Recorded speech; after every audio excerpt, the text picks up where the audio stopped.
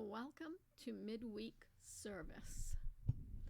Just a little trial here to see how this will go, whether my voice will be picked up and that I'm hearable. And so this is a test. We're going to talk about the prequel to the Incarnation, which is all about John the Baptist. We know from Isaiah 43 that somebody was going to be him that cries in the wilderness, prepare ye the way of the Lord, make straight in the desert a highway for our God. Now it's in Luke, as we look at this, that we discover Luke writes to somebody by the name of Theophilus, which by that we can deduce that this was a wealthy, educated person who held some power of position. He was taught in the Word, and he was questioning the teachings that he had received. Otherwise, Luke wouldn't have been writing to him. As we look at the Gospels, of course, we know there are four. Three are synoptic, which is Matthew, Mark, and Luke. John is more of a theological explanation of that time frame. But if we look outside the Gospels, we find that Josephus mentions John the Baptist in Antiquity of the Jews, Book 18, Chapter 5, Verse 2.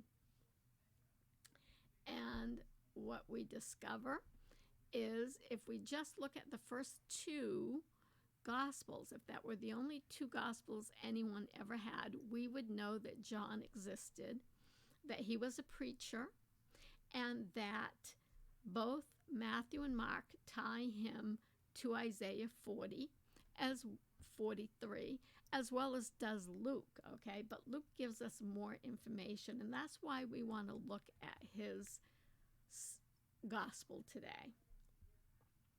So, we know the time period that Herod was king, somewhere between 4 BC and 39 CE. Josephus agrees that Herod was king at that time frame. And we know the best we can come up with for a time frame of birth for Jesus is between 6 and 4 BCE. And we learn much more through Luke's gospel about John. And one of the things we learn is that John's father is a priest, that his mother Elizabeth can trace her lineage to Aaron, which means so can Zechariah, because they would have married within their tribes. They were childless, and we're told that was Elizabeth who had the problem. She was barren, and they were both stricken with age. Zechariah was visited by an angel while ministering in the temple. Now, this is really kind of important to learn, something that most of the time we're not talking about.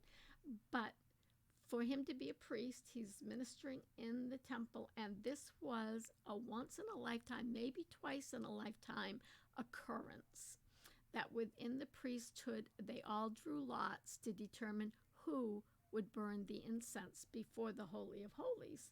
So this is a big deal, and he's elderly, which probably means that he's close to retirement, right around the age of 50. We may not think of that today as being terribly old, but back then they did.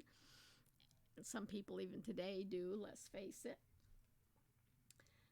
And so as he's lighting the incense, an angel appears to him.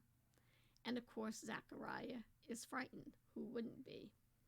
And the angel quickly says, I've come with good news. You're going to have a son.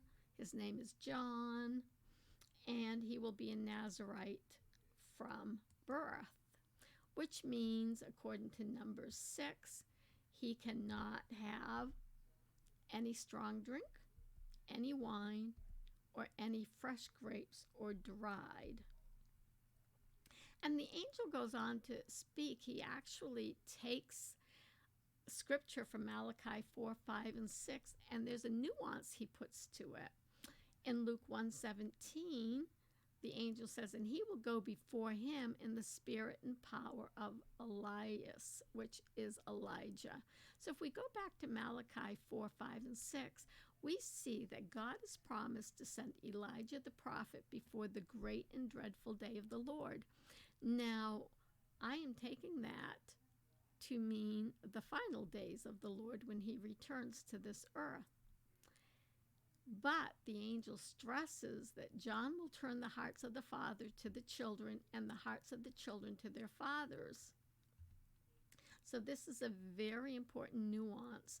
Luke is making sure we understand that this prophecy of end times has not yet occurred, but John the Baptist has the same type of ministry as Elijah. And we might say, well, how so? Well, let's just take a few similarities. They both spoke truth to power. We have John the Baptist preaching to Herod and Herodias about their unlawful marriage. We have Ahab and Jezebel that Elijah confronted to their polytheistic worship of other gods. And neither one of these men benefited from speaking truth to power. It did not help their ministry in the aspect of being raised nationally. The kings and the queens were against them, and they suffered accordingly. Look at their style of dress. If you look at Matthew 3, 4, and I believe it's Mark 1, 6, we find out that John the Baptist wore camel hair and a leather girdle, and we see that Elijah was a hairy man who was girt with leather about his loins.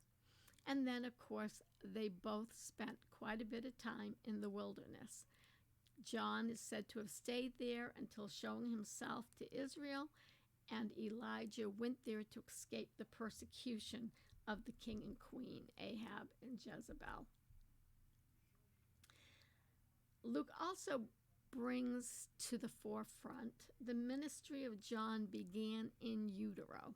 I think this is wicked cool that this little 6-month-old fetus, as we would call him today, was preparing the way of the Lord before anyone knew the Lord had arrived, okay?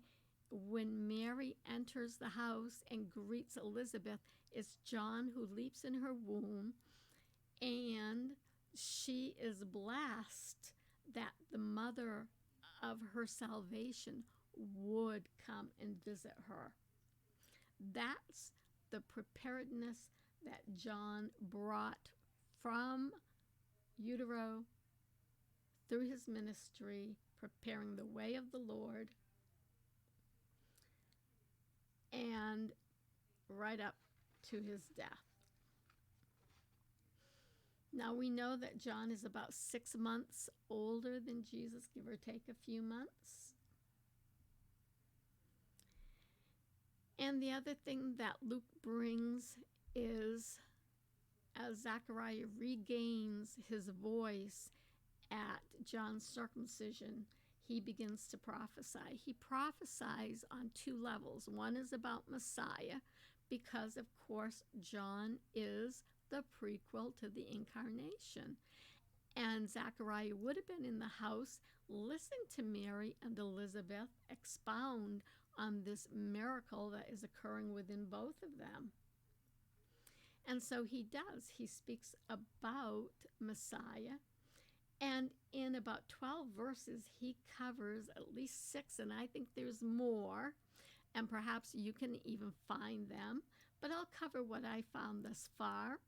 Is Psalms 132:17, Isaiah 9:1, Isaiah 43, Isaiah 63, Malachi 3:1, and Malachi 4:5-6. I think that this is significant, and I just love how Luke is able to tie, he interweaves both these native stories, and I'm referring to birth narratives, together and gives us a fuller picture.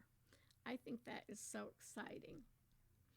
So I would really love to hear from you if you find other scriptures that you think Zechariah is referring to.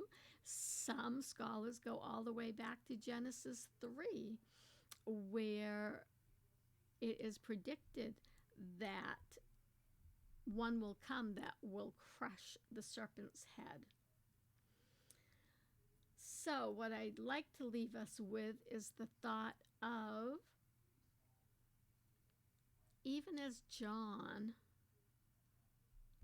was the light of Christ, or lighting the path for Christ, lighting people's hearts to hear and be prepared for the Christ during this Advent time, as we look back in history and at his ministry, are you and I being the light of the world that we're instructed by Jesus to be in his time of ministry? One thing for sure, that as we looked at the birth, or the birth narrative of John, it seems like God is reminding even then, this is not the end, this is the beginning of the end. That John is not Elijah. Elijah will come at another time frame. Exactly what that will look like? Well, maybe it will be something similar to John the Baptist. We don't know. Or it could be the reanimation of Elijah at that time frame. So let's hold on to that. But let's think about, how are we being light in this dark world, proclaiming the celebration of the birth of Christ, but that's only pointing us to his return. The very God who promised and fulfilled those ancient prophecies of Christ's incarnation is the very God who is going to return and receive those who believe in him to himself. And I hope that's you, and I hope that's me. So we must ask ourselves, are we preparing the way of the Lord? Are we ready? I hope that gives you some food for thought this week. God bless you. Thank you for tuning in. See you on Sunday.